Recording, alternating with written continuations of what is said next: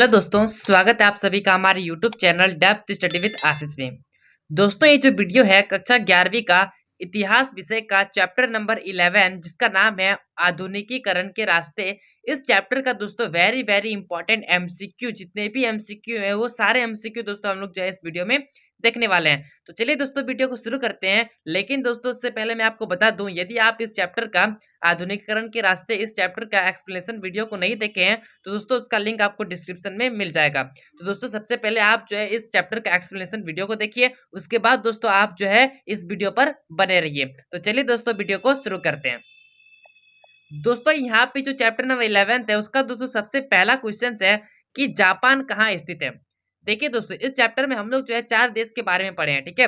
तो दोस्तों पहला देश था जापान, ठीक है। दूसरा था चीन, तीसरा था ताइवान, और दोस्तों जो चौथा था वो था आपका कोरिया, ठीक है। ये 4 देश के बारे में हम लोग बहुत ही अच्छे तरह से समझे थे कि ये जो है कैसे आधुनिकीकरण के रास्ते पर आते हैं और कैसे अपना डेवलपमेंट करते हैं, ठीक है। तो हर एक चीज को दोस्तों एक एक करके बहुत ही अच्छे ढंग से हम लोग समझे थे, ठीक है। तो दोस्तों यदि आपको चैप्टर नहीं पता है, चैप्टर के बारे में आपको नॉलेज नहीं है, तो पहले आप दोस्तों चैप्टर को देखिए, तभी दोस्तों आपको जो ये सारा एमसीक्यू समझ में आएगा, ठीक है। तो चलिए दोस्तों शुरू करते हैं। पहला क्वेश्चन है कि जापान कहाँ स्थित है। तो दोस्तों जापान जो है वो कौन सा मतलब कौन सा महाद्वीप में स्थित है, ठीक है। ऑप्शन नंबर ए है एशिया, ऑप्शन नंबर बी है यूरोप, ऑप्शन नंबर सी है, यहाँ पे सी होगा, ऑप्शन नंबर सी है उत्तरी अमेरिका, ऑप्शन नंबर डी है दक्षिणी अमेरिका। तो दोस्तों इसमें से जो आपका आंसर होगा वो हो जाएगा एशिया, ठीक है। आप दोस्तों सबसे पहले मैं आपको बता दिया था कि आप जो है सबसे पहले वर्ल्ड मैप याद रखिए, ठीक है। यदि आप हिस्ट्री पढ़ रहे हैं, ज्योग्राफी पढ़ रहे हैं, तो दोस्तों आपको जो है वर्ल्ड मैप बहुत ही अच्छे ढंग से याद होना चाहिए कि कौन सा देश कहाँ पे है, कौन से महाद्वीप में है, ठीक है, कौन से डायरेक्शन में, ये सारा चीज आपको याद होना चाहिए, ठीक है। चलिए दोस्तों आगे बढ़ते हैं। अमेरिका ने किस वर्ष जापान पर परमाणु बम गिराया। दोस्तों अमेरिका जो है वो जापान पर बम गिराया था, ठीक है। कब गिराया था ना दोस्तों, ऑप्शन नंबर ए दिया हुआ है यहाँ पे 1914, ऑप्शन नंबर बी है 1942, ऑप्शन नंबर सी है 1945, ऑप्शन नंबर डी है 1946।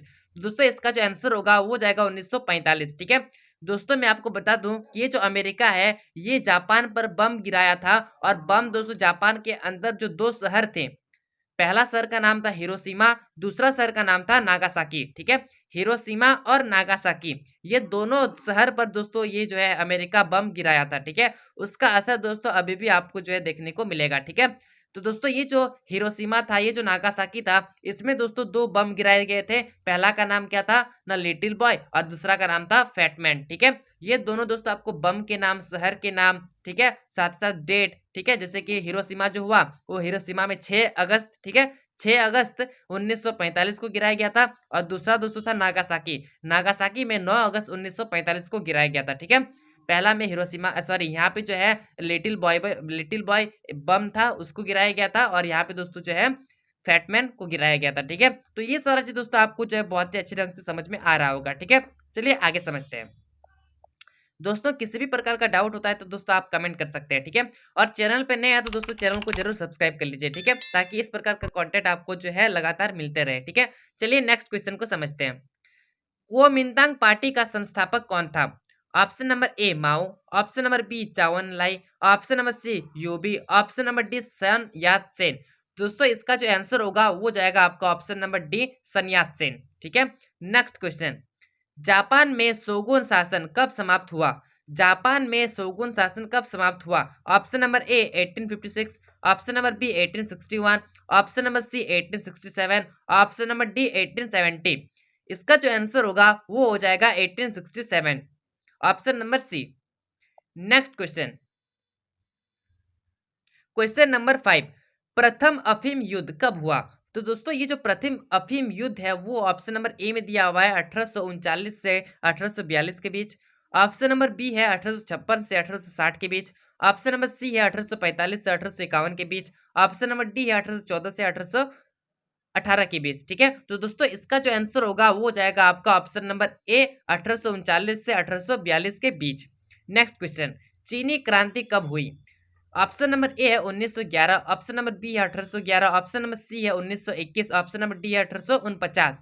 तो दोस्तों ये जो चीनी क्रांति है वो कब हुआ था ना 1949 को हुआ था। ठीक है, लेकिन दोस्तों क्या आप कमेंट कर सकते हैं कि जो चीनी क्रांति है वो किसके नेतृत्व में किया गया था। ठीक है, किसके नेतृत्व में चीनी क्रांति किया गया था। यदि आपको आंसर पता है तो दोस्तों आप कमेंट कीजिए, और यदि आपको नहीं पता है तो दोस्तों आप उसका जानकारी जो है आपका एनसीईआरटी बुक में लीजिए, और यदि आपको वहां पे नहीं मिलता है तो दोस्तों आप जो है गूगल कर सकते हैं। ठीक है, नेक्स्ट क्वेश्चन, ताइवान चीन से कब अलग हुआ। ठीक है, दोस्तों ये जो ताइवान है ये कब अलग होता है ना दोस्तों, ऑप्शन नंबर ए में देख पा रहे होंगे 1 अक्टूबर 1949 को। ठीक है, 1 अक्टूबर 1949 को ताइवान जो है वो चीन से अलग होता है। ठीक है, अलग हो जाता है। नेक्स्ट क्वेश्चन, अमेरिका ने कमांडोर पेरी को कब जापान भेजा था, किस लिए न वहां पे जो है समझौता करने के लिए, वहां का राजनीतिक और व्यापारिक संबंध जो है सुधारने के लिए। ठीक है, तो दोस्तों ऑप्शन नंबर बी जो है 1853 ये आपका सही हो जाएगा। ठीक है, 1853 में जो है ये यहाँ पे जापान गया था। ठीक है,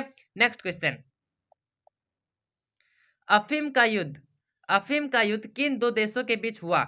ऑप्शन नंबर ए है चीन जापान, ऑप्शन नंबर बी है जापान चीन, सॉरी जापान रूस, ऑप्शन नंबर सी है चीन ब्रिटेन, ऑप्शन नंबर डी है चीन एवं श्रीलंका। तो दोस्तों इसका जो आंसर होगा वो हो जाएगा आपका ऑप्शन नंबर सी चीन और ब्रिटेन। लेकिन दोस्तों क्या आप कमेंट कर सकते हैं, ये जो अफीम युद्ध हुआ था जिसमें से चीन और ब्रिटेन के बीच हुआ था, तो इन दोनों के बीच में जो युद्ध हुआ था तो इसमें हारा कौन था और जीता कौन था। ठीक है, इसका दोस्तों आंसर आप जो है कमेंट कीजिए। नेक्स्ट क्वेश्चन, चीन ने मुक्त द्वार की नीति कब अपनाई। तो दोस्तों चीन ने जो है मुक्त द्वार की नीति 1878 में मतलब 1978 में जो है अपनाई थी। ठीक है, आगे बढ़ते हैं दोस्तों, यहाँ पे आप कमेंट कीजिए कि जो मुक्त द्वार की नीति है इसका अर्थ क्या होता है। मैंने आपको चैप्टर में बताया था, यदि आपको पता है, चैप्टर याद है, आपने अच्छे से पढ़ा है, तो दोस्तों इसका आंसर आप कमेंट कीजिए। ठीक है, मुक्त द्वार की नीति। नेक्स्ट क्वेश्चन, चीन विश्व व्यापार संगठन में कब शामिल हुआ। तो दोस्तों चीन जो है वो कब शामिल होता है ना 2001 में जो है चीन जो है विश्व व्यापार संगठन में शामिल होता है। ठीक है, नेक्स्ट क्वेश्चन, मेजी पुनर्स्थापना कब हुई। मेजी पुनर्स्थापना 1867 से 1868 के बीच हुई। ठीक है, option number B. Next question है, जापान की मुद्रा क्या है। ऑप्शन नंबर ए है डॉलर, ऑप्शन नंबर बी है पैसा, ऑप्शन नंबर सी है, यहाँ पे आपको दिख नहीं रहा होगा तो मैं आपको ऊपर कर देता हूँ थोड़ा, ऑप्शन नंबर सी है येन, ऑप्शन नंबर डी है टाका। तो दोस्तों इसका जो आंसर है वो हो जाएगा येन। ठीक है, जापान की जो मुद्रा है वो क्या है ना येन है।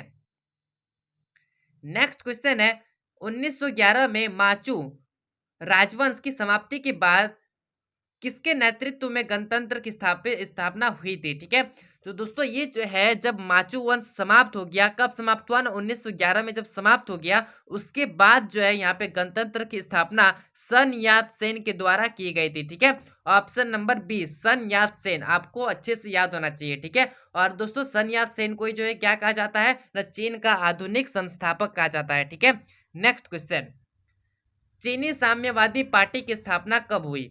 तो चीनी साम्यवादी पार्टी की स्थापना 1921 में हुई, option number C. Next question, question number 16, Chiang Kai Shek की मृत्यु कब हुई। ऑप्शन नंबर बी 5 अप्रैल 1975 को चियांग काइसेक की जो है मृत्यु हुई थी। ठीक है, तो ये सारा चीज आपको दोस्तों बहुत ही अच्छे ढंग से याद होना चाहिए। ठीक है, नेक्स्ट क्वेश्चन है कि पार्क चुंग ही की मृत्यु कब हुई। तो दोस्तों इसका जो आंसर होगा वो आपका ऑप्शन नंबर डी में दिख रहा होगा 26 अक्टूबर 1979। ठीक है, 26 अक्टूबर 1979 में। ठीक है, नेक्स्ट क्वेश्चन है कि अंतर्राष्ट्रीय मुद्रा कोष की स्थापना कब हुई। तो दोस्तों अंतर्राष्ट्रीय मुद्रा कोष की स्थापना, इसका आंसर तो आप जो है कमेंट कीजिए, क्योंकि दोस्तों ये जो है मैंने आपको लास्ट टॉपिक में बताया था। ठीक है, आपको याद होगा, बहुत ही अच्छे ढंग से याद होगा यदि आपने चैप्टर को अच्छे से देखा होगा तो। ठीक है, तो दोस्तों इसका आंसर आप कमेंट कीजिए, ऑप्शन नंबर आप ऑप्शन देख पा रहे होंगे ABCD। ठीक है, इसका आंसर दोस्तों आपको जो है कमेंट बॉक्स में कमेंट करना है। ठीक है, और दोस्तों यहाँ पे अंतिम क्वेश्चन है कि IMF मतलब अंतर्राष्ट्रीय मुद्रा कोष, ठीक है, का मुख्यालय कहाँ है। तो अंतर्राष्ट्रीय मुद्रा कोष का जो मुख्यालय है वो है वाशिंगटन DC। ठीक है, ऑप्शन नंबर डी जो दोस्तों आपका सही हो जाएगा। तो दोस्तों ये रहा आपका चैप्टर नंबर 11 का वेरी वेरी इंपॉर्टेंट MCQ, जो कि आपके लिए बहुत ही ज़्यादा इंपॉर्टेंट था, आपके एग्जाम के लिए बहुत ही ज़्यादा इंपॉर्टेंट था, आपका रिजल्ट को अच्छा बनाने के लिए दोस्तों बहुत ही ज़्यादा इंपॉर्टेंट था।